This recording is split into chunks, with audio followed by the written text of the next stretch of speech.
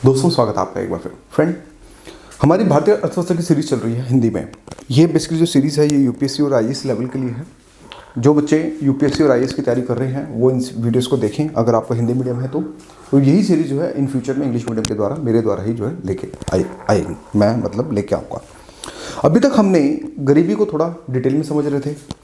हमने ये समझा कि निरपेक्ष गरीबी, सापेक्ष गरीबी क्या होती है। हमने इवन ये भी समझा कि गरीबी की परिभाषा क्या होती है। इस चीज़ को समझने की कोशिश करी। आपके ब्रेन स्टॉर्मिंग को भी मैं लेके आया, क्योंकि ये लेक्चर्स का मतलब ये नहीं कि जस्ट पढ़ाया और निकल गए। नहीं, यहाँ हम एक एक वर्ड को तोड़ते हैं। जहाँ हमें लगता है कि हाँ ये बच्चा फंस सकता है, मैं उस वर्ड को मैं काफ़ी टाइम देता हूँ, काफ़ी एनर्जी लगाता हूँ। मानता हूँ स्पीड स्लो है, तो इसके लिए आप मेरी रिविज़न जो हमारी वीडियो आती हैं, हर एक टॉपिक जैसे कंप्लीट होता है तो उसके बाद एक रिवीजन वीडियो भी जरूर आती है। तो आप चाहे जल्दीबाजी में अगर आप हैं तो आप वो वीडियो भी देख सकते हैं। तो मैं सभी सेगमेंट्स पे बात करता हूँ, चाहे वो आपका पीटी हो चाहे वो मेंस हो। मैं सभी के सभी अगर बात करता हूँ सभी सेगमेंट्स के ऊपर जो मैं बात अच्छे से करता हूँ। ये एक टॉपिक है आज, घरेलू उपभोक्ता संरक्षण व्यय, मतलब उपभोक्ता व्यय संरक्षण। इसमें दोस्तों अगर मैं बात करूँ, ये हमारा जो टॉपिक है ये बेसिकली आपका पीटी के लिए भी है और साथ में कहीं ना कहीं मेंस के लिए भी है। भाई पीटी के लिए ये क्यों है पूछा जा सकता है। पीटी फैक्चुअल टाइप में कुछ भी चीज़ें निकाली जा सकती है, कंसेप्चुअल भी चीज़ें जो इसमें से निकाली जा सकती हैं। और मेंस ओरिएंटेड ये पूछा जा सकता है, और साथ में अगर इसके आगे एक वर्ड और लिख लो कि इसके आगे इंटरव्यू भी पूछा जा सकता है। जब पॉवर्टी पे बात करी जाएगी तो क्या पता आपको तोड़ मरोड़ के ये टॉपिक भी आपका कुल मिला के पूछा जा सकता है। और यानी कि इसका मतलब ये हुआ कि ये टॉपिक कहीं ना कहीं इंपॉर्टेंट है। समझ आ गया? तो देखो हुआ ये कि अभी ये सरकार ने घरेलू उपभोक्ता व्यय संरक्षण के आंकड़े बंद कर रखे हैं।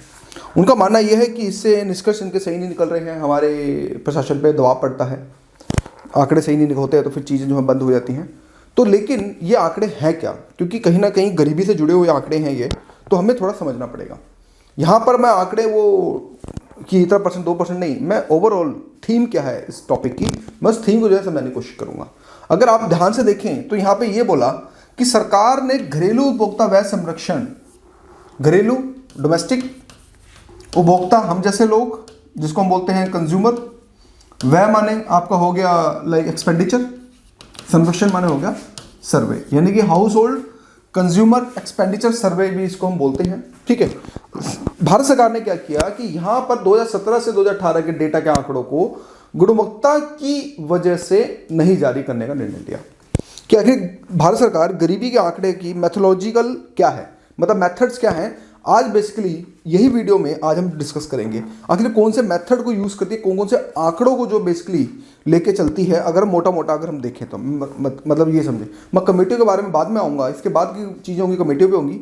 तो उपभोक्ता व्यय संरक्षण की अगर मैं बात करूँ तो इसमें दोस्तों में ये पता चलता है कि बेसिकली जो उपभोक्ता व्यय संरक्षण है ये कम से कम जो होता है 5 ईयर्स के अंतराल में जो है किया जाता है। आप ऐसे मान के चलो कि ये एक ऐसा सर्वेक्षण है जो 5 साल के अंतराल पे जो है किया जाता है, यानी कि 5 ईयर्स गैप में जो अगर बात करें तो वो बेसिकली जो है किया जाता है। ठीक है। इसका अंतिम जो चरण हुआ था वो 68वां दौर था। जैसे कि आप जब आईएएस कर लोगे, अभी क्या है आप देखें 96 फाउंडेशन चल रहा है, फाउंडेशन कोर्स चल रहा है ना आईएएस के अंदर अगर बात करें, तो अगले साल जब आप 97 हो जाएगा, 98 हो जाएगा, 99 हो जाएगा।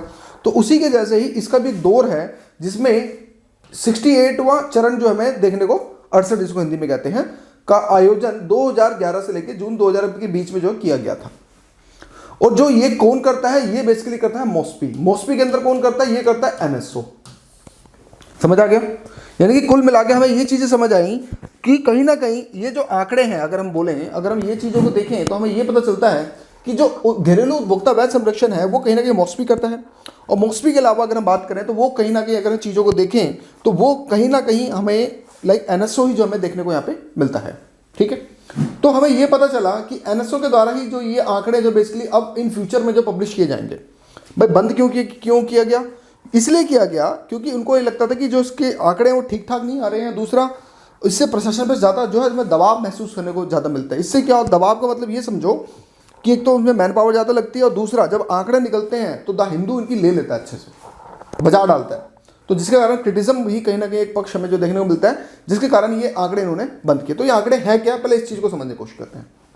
देखो यहाँ पर जो ये आंकड़े लिए जाते हैं, जो आपके हाउस होल्ड एक्सपेंडिचर जो है आपका, वो बेसिकली जो लिए जाते हैं मंथली बेसिस पे, यानी कि जो ये घरेलू स्तर पर होते हैं वो मासिक प्रति व्यक्ति उपभोक्ता व्यय के तौर पे लिए जाते हैं। इसको आप हमें हाईलाइट करके रखना है, ये पीईटी फैक्चुअल है, ध्यान रखिएगा।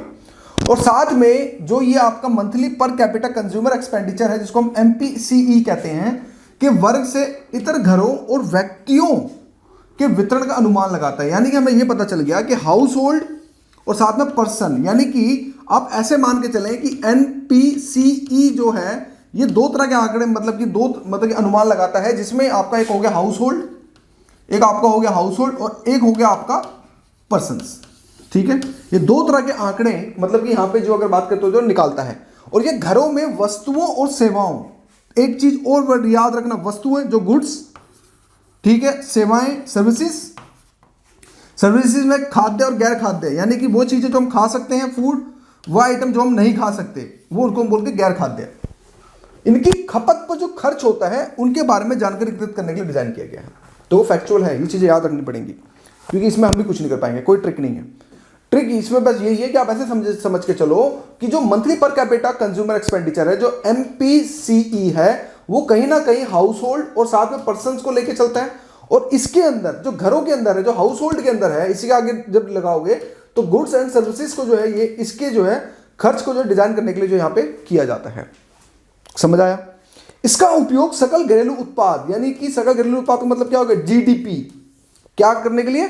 GDP और अन्य समस्त आर्थिक संकेतों, यानी कि जो मैक्रो इकोनॉमिक इंडिकेटर्स हैं जिसके थ्रू हम अपनी योजनाओं को लागू करते हैं, मतलब वो इंडिकेटर देख के उनके लिए रीबेसिंग में किया जाता है। रीबेसिंग का मतलब समझिएगा अब यहाँ पे देखो दोस्तों, रीबेसिंग का मतलब ये होता है कि महंगाई के साथ कितने आंकड़ों में चेंजेस किए जाए। अब यार सिंपल सी बात है, अब दूध मैं भी लेके आया था कल, 29 रुपीज़ का है दिल्ली में, फुल क्रीम वाला पैकेट, हाफ kg।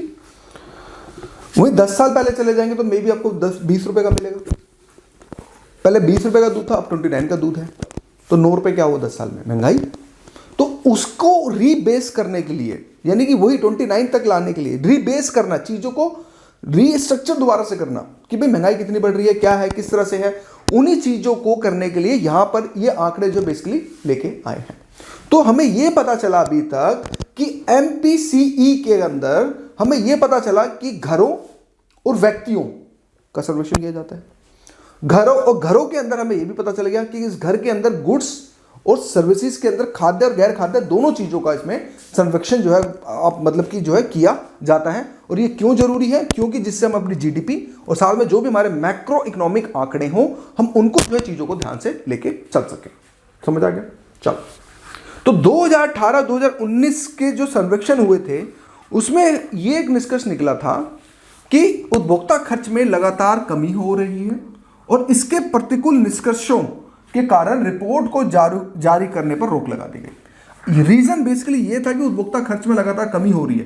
तो जब उपभोक्ता खर्च में लगातार कमी होगी तो कहीं ना कहीं ये साइन जो है हमारे इकोनॉमी के लिए सही नहीं है। ये सही क्यों नहीं है, इसको आपने सोचना है। ये मैं आप पे छोड़ देता हूं, तो कुछ चीजें तो आप भी करोगे ना, यानी कि सारी चीजें मैं ही करूँ, कुछ तो तुम भी करोगे भाई। तो उस कंडीशन में उपभोक्ता खर्च में लगातार कमी हो रही है, जिसके कारण इस रिपोर्ट को जो बिल्कुल बंद कर दिया गया फिलहाल के लिए, temporary basis, not a permanent basis, temporary basis पे जो है इसको अगर बात करें तो बंद कर दिया गया। फिर हमें यह भी पता चला कि वस्तुओं सेवाओं के वास्तविक उत्पादन, ध्यान समझ रहा हूं, वस्तुओं गुड्स सेवाओं सर्विसेज के वास्तविक उत्पादन यानी कि प्रोडक्शन, जो भी एक्चुअल में प्रोडक्शन चल रहा है, जैसे अन्य प्रशासनिक डेटा स्रोतों से तुलना करने पर अत्यधिक विचलन माने भिन्नता देखी गई। यह भिन्नता केवल उपभोग पैटर्न के साथ साथ परिवर्तन की दिशा में भी थी, यानी कि जो भी परिवर्तन उन्होंने देखा, पैटर्न को देखा, उन्होंने ये देखा कि भी उपभोग पैटर्न में बिल्कुल डिफरेंस आ रहा है। पता चला कि आदमी तंदूरी चिकन खा रहा है, हालांकि देश में गरीबी भुखमरी बैठी तो चिकन कैसे खा सकता है। तो उसी कंडीशन में यहां पे ये देखने को मिला कि चीजें जो है बिल्कुल विचलन में हो रही हैं, तो जिसके कारण इसको परिवर्तन की दिशा में चेंजेस जो यहां पे लेके आए। समझ आया? नहीं आया? रीस्टार्ट करके करो, कुछ खास नहीं है इसके अंदर, पर फिर भी ये टॉपिक गरीबी के परिप्रेक्ष्य में थोड़ा सा हमें जो इंपॉर्टेंट लगता है। ये टॉपिक कोई नहीं बताएगा आपको, किसी भी वीडियो में चले जाओ, ये टॉपिक्स पे करते हैं, लेकिन हमारे लिए इंपॉर्टेंट है। तो सर्वेक्षण प्रकाशित क्यों नहीं किया? तो यही बात है कि आखिर जो उपभोक्ता व्यय वाला है आखिर क्यों नहीं प्रकाशित किया? क्योंकि आंकड़ों की गुणवत्ता के कारण जो मॉस्पी ने 2017-2018 के बाद से परमाणु को जारी ही नहीं कर रहा है। वो बोल रहा है नहीं भैया विचलन है, पहले हम इसको खत्म करेंगे, पहले चीज़ों अपने आंकड़ों को ठीक करेंगे, फिर उसके बाद जो है चीज़ों को हम लेके आएंगे। समझे मेरी बात को? यानी कि वो ये कह रहे थे कि भाई पहले चीज़ों को हम खत्म करेंगे, फिर बड़े से करेंगे, फिर चीज़ों को जो बाद में जो हम लेके आएंगे। तो परिवार द्वारा स्वास्थ्य और शिक्षा के क्षेत्र में खपत के लिए सर्वेक्षण की क्षमता संवेदनशीलता के बारे में चिंता व्यक्त करी गई। तो जब भी किया गया था उसके लिए स्वास्थ्य और शिक्षा के खपत के क्षेत्र में संवेदनशीलता के बारे में जो है बेसिकली अगर बात करें तो चिंता जो हमारी यहाँ पे अगर हम देखें तो व्यक्त करी गई थी। नेक्स्ट आते हैं। नेक्स्ट में हमें यह पता चलता है कि राष्ट्रीय लेखा सांख्यिकी सलाहकार समिति ने भी सिफारिश की है कि सकल घरेलू उत्पाद की श्रृंखला के लिए वर्ष 2017-2018 को नया आधार वर्ष के रूप में घोषित उपयोग वर्ष नहीं है। अब देखो यह आधार वर्ष क्या होता है, एक आपको पहले वर्ड को समझना पड़ेगा। हालांकि ये इन्फॉर्मेशन में समझाऊंगा, लेकिन थोड़ा यार मोटा मोटा यहाँ पे भी समझ लो, ना तो इस सर के ऊपर से टॉपिक निकल जाएगा। देखो मान लो अभी 2022 चल रहा है, ठीक है, हम एक चीज़ ले लेते हैं यार, मान लो आप एस्पिरेंट हो, मैं हाइपोथेटिकल एग्जांपल समझा रहा हूँ ताकि आप चीज़ें समझ सकें। और फॉर एग्जांपल मान लो अगर आप रहते हो तो मान लो आपका ब्रेकफास्ट यार कम से कम 20 रुपये का तो होगा मिनिमम।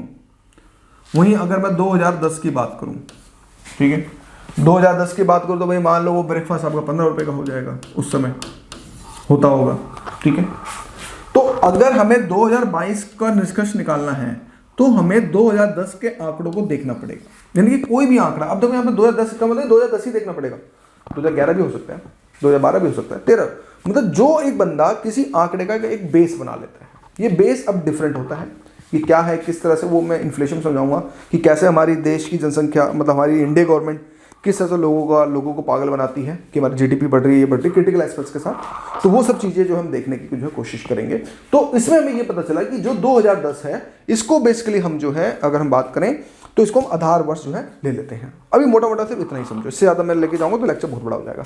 तो ये पता चला कि मॉस्पी अलग से वर्ष 2020-21 और वर्ष 2021-22 में अगले सीएससी के संचालन की व्यवहार्यता की जांच कर रहा है ताकि सर्वेक्षण प्रक्रिया में भी जो गुणवत्तापूर्ण सुधार किया। यानी कि कुल मिला के हमें निष्कर्ष ये निकला कि जो मॉस्पी मंत्रालय है वो अभी इन आंकड़ों पे जांच कर रहा है। ये आंकड़े हालांकि अभी टेम्परेरी बेसिस पे रुके पड़े हैं और इनको फ्यूचर के अंदर जो है जारी करने के जो चांसेस ज़्यादा बढ़ जाएंगे। आप समझे मेरी बात को? तो ये सब चीज़ें जो हमें यहाँ पे देखने को मिलती हैं। ठीक है, क्लियर हुई? आगे बढ़ते हैं। अब दोस्तों गरीबी के आकलन के डेटा संग्रह के तरीके होते हैं, यानी कि जब हम किसी चीज़ का, मतलब कि जब हम गरीबी का जब कोई आकलन करते हैं तो हमारे लिए कुछ, अगर बात करें, कुछ विधियां हैं।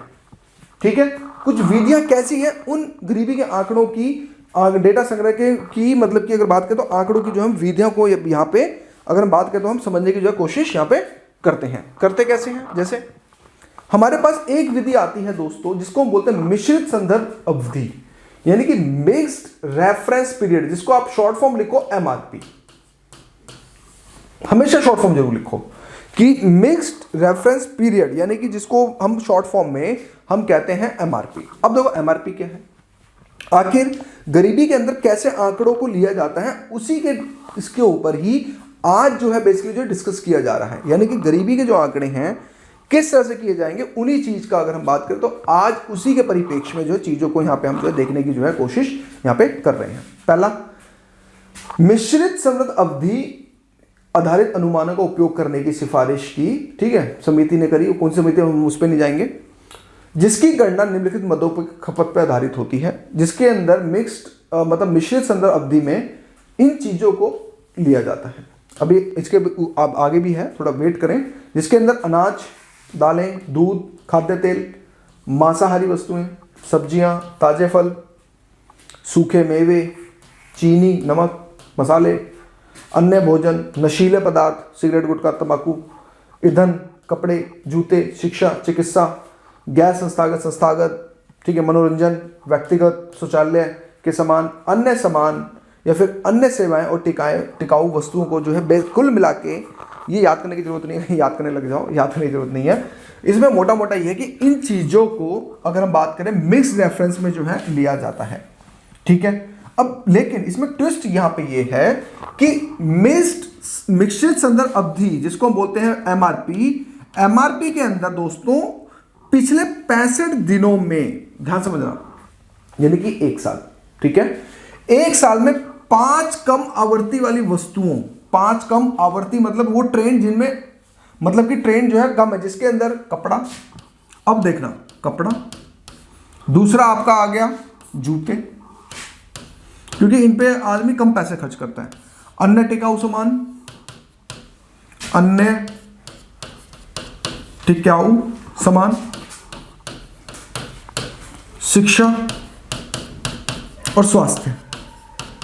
ये 5 चीजों को इस एमआरपी के अंदर जो है नोटिस किया जाता है, ठीक है। यानी कि एमआरपी के अंदर 2 तरह से मेथड्स को यूज किया जाता है। एक 365 दिन में, 365 दिन में हम जो लोएस्ट ट्रेंड की चीजें हैं, जिसके अंदर आपका कपड़ा आ गया, आपका जूते आ गए, आपके अन्य टिकाऊ सामान आ गया, कोई भी टिकाऊ सामान, या फ्रिज हो गया, अलमारी हो गया, वॉशिंग मशीन हो गया, कुछ भी आप ऐसे बोल सकते हो, टिकाऊ घर आ गया, तो वो सामान, शिक्षा, संस्थागत व्यय का संरक्षण जो इसमें किया जाता है। लेकिन और पिछले 30 दिनों के अंदर सभी वस्तुओं, सभी माने जो मैंने आपको बताई ये वाली, ये सभी वस्तुओं उस 30 दिन के आंकड़े इसमें लिए जाते हैं। यानी कि मोटा मोटा आप ऐसे मान के चलें कि एमआरपी के अंदर, अगर हम बात करें एमआरपी के अंदर दोस्तों, एमआरपी, हाँ एमआरपी के अंदर देखो, आपने समझना कैसे, इसको लिखना कैसे, इस चीज को समझो। एमआरपी के अंदर अगर हम बात करें तो हमारे तरफ से देयर से 2 मेथड, ठीक है। एक 365 लिख दो और एक 30 डेज लिख दो, ठीक है। 365 डेज में 5 थिंग्स में वो जो चीजें मैंने आपको बताई, और 30 डेज में रेस्ट कर दो, ठीक है। तो ये आपका जो मैंने आपको अभी बताया, ये एक आपका शॉर्ट नोट्स हो गया। तो जब आप ऐसे लिखोगे तो चीजें आपकी बहुत ज्यादा, अगर हम बात करें तो क्लियर हो जाएंगी। समझ आ गया? तो ऐसे आप चीजों को लेकर चलेंगे। यानी कि हमें यह पता चला दोस्तों, एमआरपी के अंदर 2 तरह के मेथड्स को, मतलब इसी के अंदर सब मेथड्स भी हैं, 2 चीजों को लिया जाता है। एक वो जिसके अंदर 365 दिन का अंतराल हो, 365 दिन में जो 5 ट्रेंडिंग चीज, लोवेस्ट ट्रेंडिंग चीजें उन पे देखा जाता है, और लास्ट के 30 दिन में इन सभी चीजों का, जिसके अंदर आपका सब कुछ आ गया, चीनी, नमक, मसाले, मसाले वस्तु, सब्जी, ताजे फल, भोजन, नशीले पदार्थ, कुछ भी, इन सब चीजों को जो है इन आंकड़ों में जो शामिल किया जाता है। ये इंपॉर्टेंट नहीं है ये वाला टॉपिक, ये याद मत करने लग जाना, लेकिन मोटा मोटा देखते हुए चलो, ठीक है। ये मेथड ये हो गया। एक दूसरा मेथड आता है, एक आता है यूनिफॉर्म रेफरेंस पीरियड, जिसको हम यूआरपी कहते हैं। क्या कहते हैं दोस्तों? हम इसको यूआरपी के तहत जो हम समझने की जो कोशिश करते हैं। यूआरपी के अंदर वही, अगर सभी वस्तु का संरक्षण पिछले 30 दिनों के आधार पर किया जाए तो उसे समान संरक्षण, यानी कि जो भी वस्तुएं थी, यानी कि अगर आप देखें इसमें से ये वाली वस्तुएं निकाल दें आप, जिनमें कपड़ा, जूते, अन्य टिकाऊ सामान, ये सब निकालने के बाद, ठीक है, इन सब वस्तुओं के निकालने के बाद, लेकिन इसके अंदर उन सभी वस्तुओं को भी डाला जाता है। यानी कि जो सभी वस्तुएं जो हमने देखा कि पहले वो 5 टॉप वाले का देखेंगे, फिर 30 दिन में फिर वो देखेंगे, नहीं, इसमें सारी की सारी चीजें एकदम समान हो गई। इसमें सारी सारी चीजें जो होंगी, यानी कि आंकड़े जो है सबके समान लिए जाएंगे। ऐसा नहीं है कि हम 23 दिन में लें, मतलब कि नहीं हम यार छोड़ दें, नहीं, इसमें सबका सब अगर हम बात करें तो सबको एक साथ जो है लिया जाए। समझे मेरी बात को? चीजों को आपको मतलब कुछ पल्ले पड़ा, थोड़ा बहुत, आई होप आपको पल्ले पड़ा होगा। तो कुल मिला के ये हुआ कि इसमें समान समय अवधि का पीरियड जो इसको कहलाया जाता है। और तेंदुलकर समिति क्या है, इसको हम आगे थोड़ा होल्ड पे डाल दो, यहाँ पे आप गोला लगा लो, क्योंकि ये मैं आने वाले लेक्चर्स में डिस्कस करूंगा कि उन्होंने क्या बोला, किस तरह से बोला। तो उसकी अवधि का इस्तेमाल जो है गरीबी रेखा के निर्धारण में किया जाता था। यानी कि जो यूआरपी जो मेथड था, यानी कि देखो हमें 2 तरह के मेथड देखने को मिले। एक एमआरपी के अंदर 2, 365, 30, और यूआरपी के अंदर हमें ये पता चला कि 30। बस अब ऐसे चीजों को याद रखो। तो कुल मिला के ये कंक्लूजन हमें जो यहाँ पे फिलहाल जो हमें देखने को मिलेगा कि 2 तरह के मेथड को जो है सबसे ज्यादा जो है बेसिकली देखा जाता है, ठीक है। तो इसके अंदर जो सामाने हमने छोड़े थे 30 दिन वाले, उसको भी जो इसमें ले लिया जाता है, ठीक है।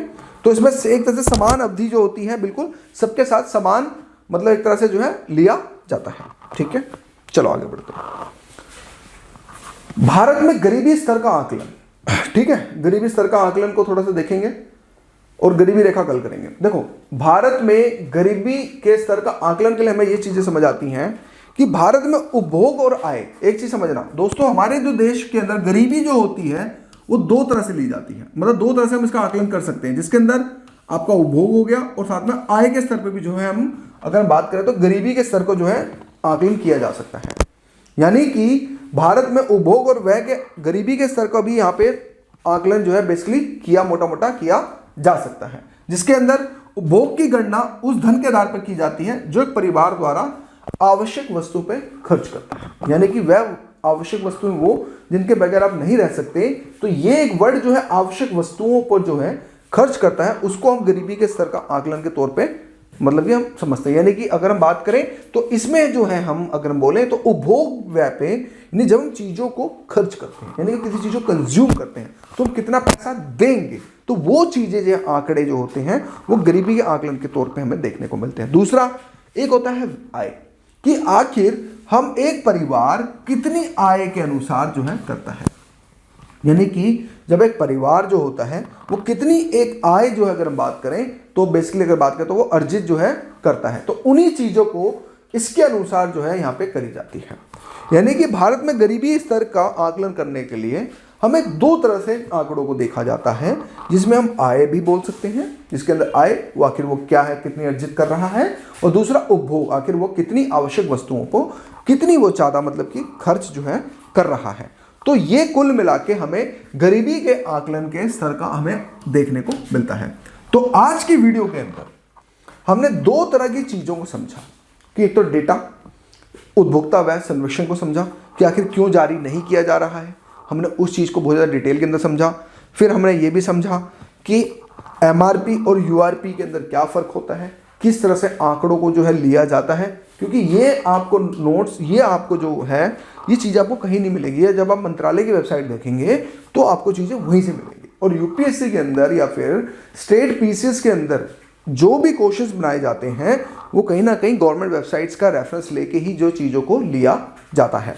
तो हमने आज कुल मिला के इन्हीं दो टॉपिक के ऊपर जो है बात करी, ठीक है। अब आगे जो नेक्स्ट वीडियो में अब थोड़ी चीज़ें टफ तो होंगी, लेकिन उसको मैं अपने हिसाब से ईजीएस्ट वे में लेके चलूँगा ताकि आपको कोई दिक्कत ना हो और चीज़ें जो हैं बिल्कुल स्मूथ तरह से चीज़ें मैं करा सकूँ। दूसरा, अगर आप पेड क्लासेस लेना चाहते हैं जिसके अंदर आप मेरे नोट्स भी लेना चाहते हैं, जो हम माइंड मैप्स बना रहे हैं, शॉर्ट नोट्स बना रहे हैं, समरी बना रहे हैं, आप चाहें तो फ्लिपकार्ट या फिर आप हमारी वेबसाइट से ले सकते हैं, उसे आप हमें सपोर्ट कर सकते हैं, क्योंकि इन फ्यूचर में हम ऑफलाइन कोचिंग की तरफ बढ़ने वाले हैं। धीरे धीरे हम सिस्टमेटिक वे में अगर हम बात करें तो धीरे धीरे लेके चलेंगे अपने आप को, क्योंकि हम ज़्यादा जल्दीबाजी नहीं करना चाहते। जिस तरह से भी आपको क्लासेस दिखा रहे हैं यहाँ पे, तो उसी के जैसे इन फ्यूचर में मेरे द्वारा अगर हम बात करें तो एक IR, ठीक है, सिक्योरिटी, और साथ में मेरे द्वारा ज्योग्राफी जो मेरे द्वारा पढ़ाई जाएगी, क्योंकि दो टेक्निकल सब्जेक्ट्स हैं और मैं इनको बहुत अच्छे से जो है मैं पढ़ा भी सकता हूँ। तो इन फ्यूचर में आपको ऑफलाइन क्लासेस में आपको मेरे द्वारा ये 4 टॉपिक्स मेरे द्वारा जो है लिए जाएंगे, ठीक है। तो आज की वीडियो के लिए इतना ही, थैंक यू।